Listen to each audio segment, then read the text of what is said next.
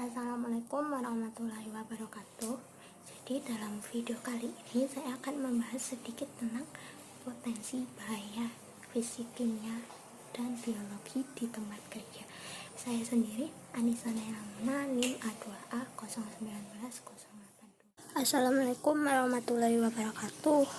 Dalam video kali ini saya akan membahas sedikit tentang potensi bahaya fisik, kimia, dan biologi. Saya sendiri Anissa Nailamuna, NIM A2A 019 dari FKM Unimus 2019.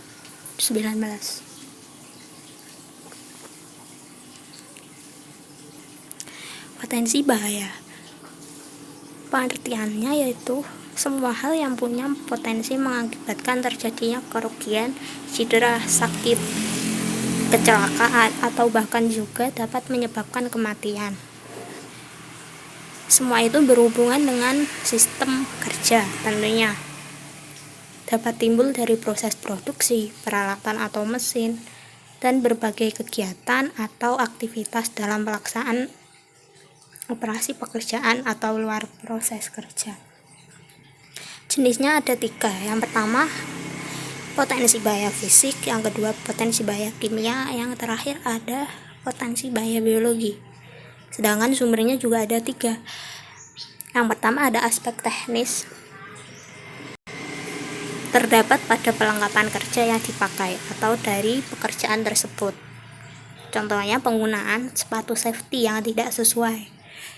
Yang kedua, aspek lingkungan, merupakan potensi bahaya yang datang dari atau berada di dalam lingkungan. Sumbernya itu berasal dari sistem produksi, termasuk bahan baku, baik produk maupun hasil akhir. Yang ketiga ada aspek manusia, merupakan potensi bahaya yang cukup besar. Terlebih jika manusia melakukan pekerjaan itu tidak berada dalam keadaan sehat yang sempurna, baik fisik maupun psikisnya. Selanjutnya kita masuk ke jenis yang pertama, potensi bahaya fisik. Pengertiannya, bahaya fisik merupakan potensi bahaya yang bisa mengakibatkan beberapa masalah kesehatan pada tenaga kerja yang terkena. Misalnya terkena kebisingan intensitas tinggi, suhu ekstrim, intensitas penerangan, getaran, radiasi. Nah, itu semua sebabnya para pekerja diwajibkan untuk selalu menggunakan alat pelindung untuk meminimalisir resiko kecelakaan kerja. Jenis bahaya fisik itu seperti ruangan yang terlalu panas masuk ke dalam iklim, terlalu dingin juga masuk ke iklim. Kebisingan masuk ke bising, penerangan yang masuk ke penerangan, getaran, dan radiasi. Yang pertama ada kebisingan, dapat diartikan sebagai segala bunyi yang tidak dikehendaki dapat memberi pengaruh negatif terhadap kesehatan dan kesejahteraan seseorang maupun suatu populasi. Aspek yang berkaitan antara lain jumlah energi bunyi, distribusi frekuensi, dan lama pajanan.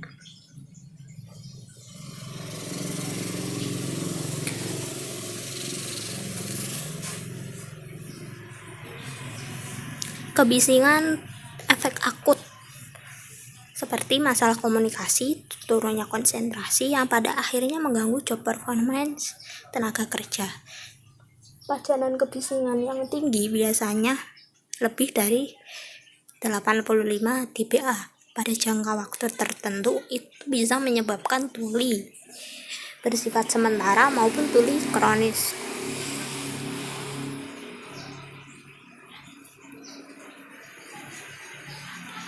Oleh sebab itu, para karyawan yang bekerja di pabrik dengan intensitas bunyi mesin di atas 60 dB atau 85 dB itu harus menggunakan APD berupa penyumbat telinga untuk mencegah gangguan pendengaran.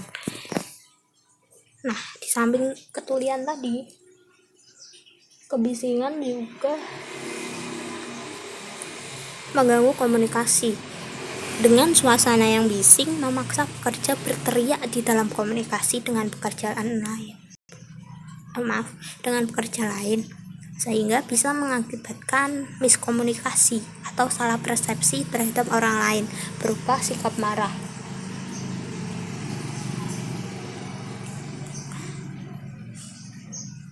Selain itu juga, kebisingan yang terus-menerus dapat mengakibatkan gangguan konsentrasi pekerja, yang akibatnya pekerja cenderung berbuat kesalahan dan akhirnya menurunkan produktivitas kerja. Yang kedua ada getaran. Getaran mempunyai parameter yang hampir sama dengan bising, seperti frekuensi, amplitudo, lama pajanan, dan apakah sifat getaran terus-menerus atau intermittent.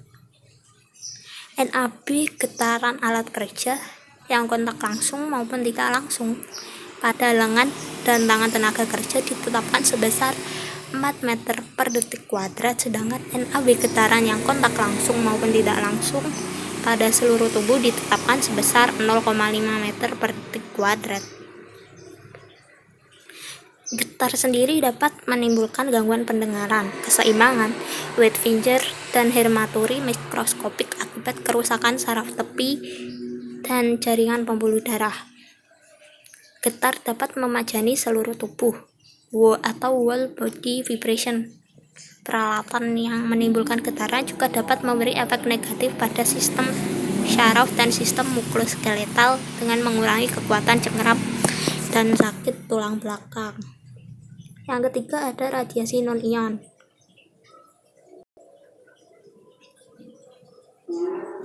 Berupa gelombang mikro dan sinar ungu atau ultraviolet.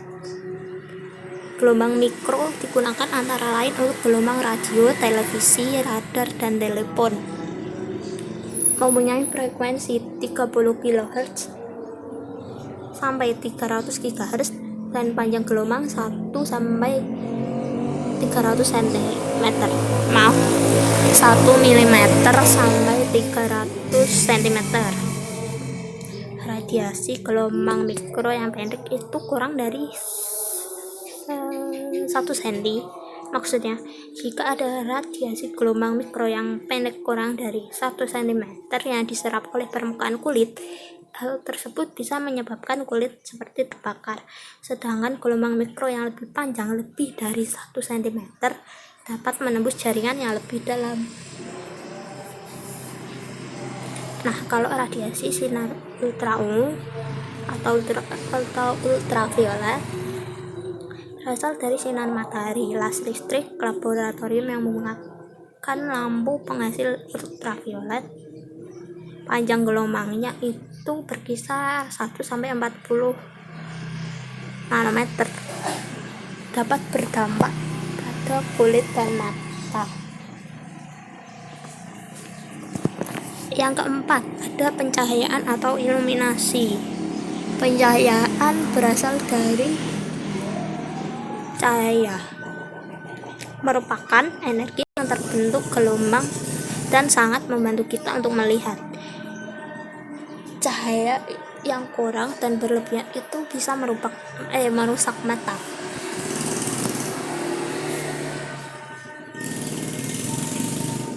Penerangan yang kurang di lingkungan kerja itu bisa menambah beban kerja karena mengganggu pelaksanaan pekerjaan, tetapi juga menimbulkan kesan kotor.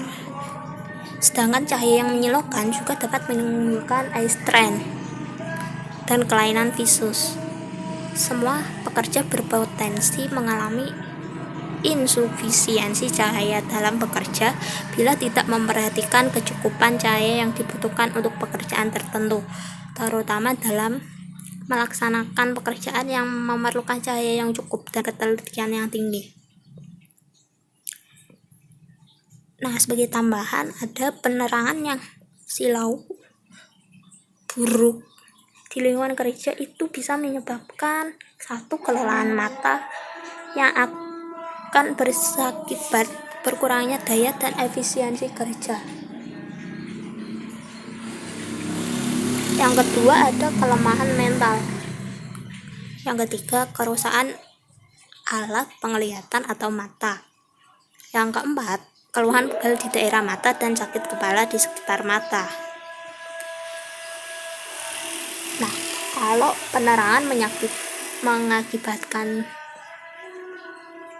dampak yang sangat serius, maka penerangan dalam lingkungan kerja harus cukup untuk menimbulkan kesan yang higienis. Di samping itu, cahaya yang cukup akan memungkinkan pekerja dapat melihat objek yang dikerjakan dengan jelas dan menghindarkan dari kesalahan kerja. Yang kedua, ada potensi bahaya kimia. Datang dari beberapa bahan kimia yang dipakai dalam sistem produksi, dapat masuk atau memengaruhi badan tenaga kerja melalui inhalation, ingestion, skin contact. Terjadinya dampak potensi kimia pada badan tenaga kerja sangat bergantung dari tipe bahan kimia atau kontaminan. Bentuk potensi bahayanya terdiri dari debu, gas, uap, dan asap. Bahkan daya racun bahan atau toksisitas.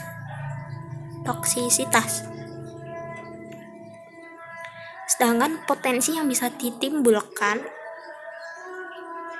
oleh bahan kimia terdiri dari satu, korosi. Jika ada bahan kimia yang bersifat korosi, bisa mengakibatkan atau menyebabkan kerusakan pada permukaan tempat di mana terjadi kontak. Bagian tubuh yang paling umum terkena yaitu kulit, mata, dan sistem pencernaan. Yang kedua, ada iritasi, bisa menyebabkan peradaan pada permukaan di tempat kontak. Iritasi kulit bisa menyebabkan reaksi seperti ekstrim atau dermatitis. Iritasi pada alat pernapasan yang hebat dapat menyebabkan sesak nafas, peradangan, dan eudema atau bengkak. Yang ketiga, ada reaksi alergi. Dapat menyebabkan reaksi alergi pada kulit atau organ pernapasan. Selanjutnya ada asfiksiasi. Asfiksian yang sederhana adalah inut gas yang mengencerkan atmosfer yang ada, misalnya pada kapal, silo, atau tambang bawah tanah. Asfiksian kimia mencegah transport dan oksigenasi normal pada darah atau dapat mencegah oksigenasi normal pada kulit. Kanker atau karsinogen merupakan bahan kimia yang jelas telah terbukti pada manusia.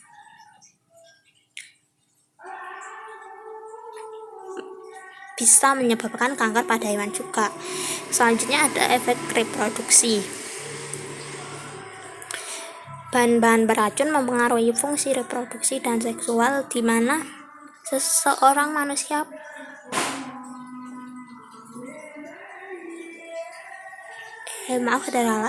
bahan-bahan beracun mempengaruhi fungsi reproduksi dan seksual dari seorang manusia. Perkembangan bahan-bahan racun merupakan faktor yang memberikan pengaruh negatif pada keturunan orang yang terpapar. Selanjutnya ada racun sistemik, merupakan agen-agen yang menyebabkan luka pada organ atau sistem tubuh. Pencegahan potensi bahaya kimia terdiri dari 4 faktor. Yang pertama, substitusi, merupakan penggantian bahan-bahan berbahaya atau beracun dengan bahan yang tidak beracun. Yang kedua, ada isolasi,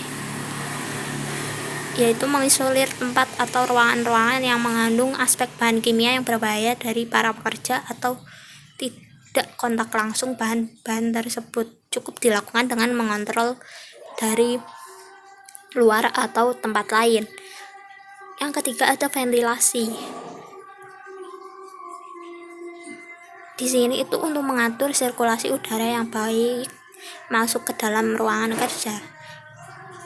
Sebenarnya ada beberapa macam ventilasi, tetapi yang saya bahas di sini cuma ada 2, yaitu ventilasi exhauster.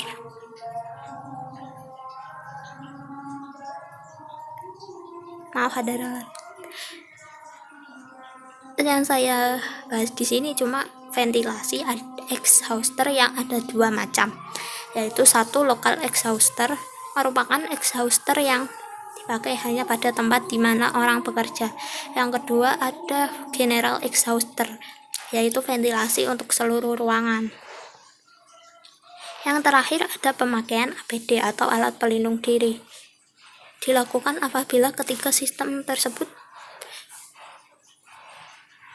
di atas tidak dapat mengurangi atau menghilangkan bahaya bahan kimia yang ada pada suatu lingkungan kerja ataupun kurang efisien penggunaannya. Beberapa macam alat pelindung diri. Satu, masker dipakai untuk melindungi tenaga kerja dari debu ataupun uap gas yang dapat masuk ke dalam tubuh melalui pernapasan.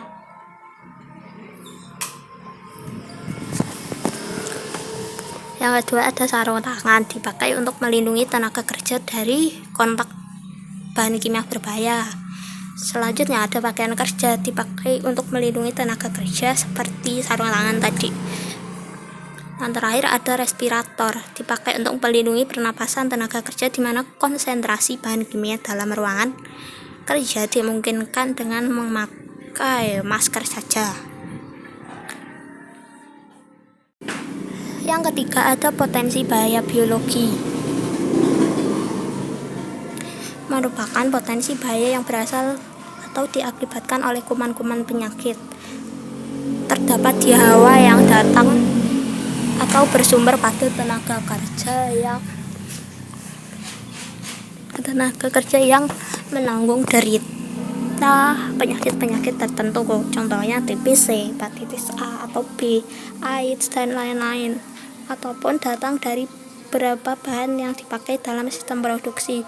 Klasifikasi bahaya kerja biologi dapat dibagi menjadi dua, yang menyebabkan infeksi dan non-infeksi. Nah, kalau bahaya non-infeksi dapat dibagi lagi menjadi organisme viable, racun biogenik, dan alergi biogenik. Bahaya infeksi sendiri tidak umum dijumpai. Pekerja yang potensial mengalaminya pekerja di rumah sakit, laboratorium, juru masak, jaga binatang, dokter hewan, dan lain-lain.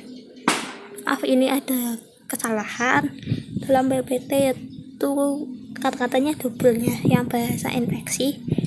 Nah, contohnya itu seperti tadi, hepatitis, TBC, antrak, brucella, tetanus, salmonella, chlamydia, bacillaci. Yang kedua ada bahaya non-infeksi, terdiri dari 1. Organisme viable dan racun biogenik, termasuk di dalamnya itu jamur, spora, mikotoksin. Racun biogenik itu termasuk endotoksin, aflatoksin, dan bakteri. Perkembangan produk bakterial dan jamur dipengaruhi oleh suhu, kelembapan, dan media di mana mereka tumbuh. Pekerja yang beresiko pada silo bahan pangan, pekerja pada sewak, dan sludge treatment, dan lain-lain. Yang kedua ada alergi biogenik. Sama seperti di atas, masih ada jamur, animal derivated, protein, enzim. Biasanya terdiri dari bahan alergen dari pertanian, berasal dari protein pada kulit binatang, rambut dari bulu, dan protein dari urin dan feses binatang. Nah, kalau bahan-bahan alergen pada industri berasal dari proses fermentasi, pembuatan obat, bakery, kertas, proses pengolahan kayu, juga dijumpai pada proses bioteknologi, enzim, vaksin, dan kultur jaringan. Pada orang yang sensitif, pemacaran alergen dapat menimbulkan gejala alergi seperti rinitis, konjungtivis, atau asma. Penyebab bahaya biologi ada 4 penyebab, yaitu bakteri, virus, jamur, dan mikroorganisme penyakit di tempat kerja. Mungkin bakteri masih sering kita jumpai ya, terlantar, penjelasannya, jadi bisa dibaca sendiri di atas. Contoh penyakit yang diakibatkan antara lain antrak, TBC, lepra, tetanus, tifoid, kolera, dan lain sebagainya. Kalau virus itu tidak mampu bereplikasi, untuk itu virus harus menginfeksi sel inangnya yang khas.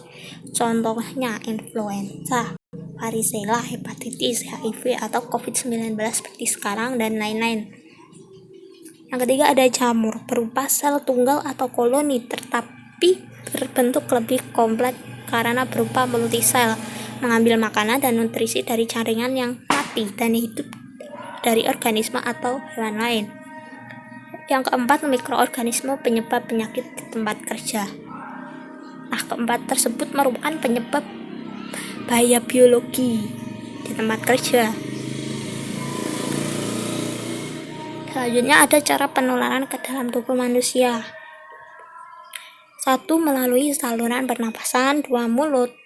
Yang ketiga melalui kulit apabila terluka. Selanjutnya ada cara pengontrol bahaya dari bahan biologi. Dapat dihindari dengan pencegahan. 1. Penggunaan masker yang baik untuk pekerja yang beresiko tertular lewat debu yang mengandung organisme patogen. Yang kedua, mengkarantina hewan yang terinfeksi dan vaksinasi. Yang ketiga, imunisasi bagi pekerja yang beresiko tertular penyakit di tempat kerja. Yang keempat, membersihkan semua debu yang ada di sistem pendingin paling tidak 1 kali setiap bulan. Yang terakhir, membuat sistem pembersihan yang memungkinkan terbunuhnya mikroorganisme patogen pada sistem pendingin.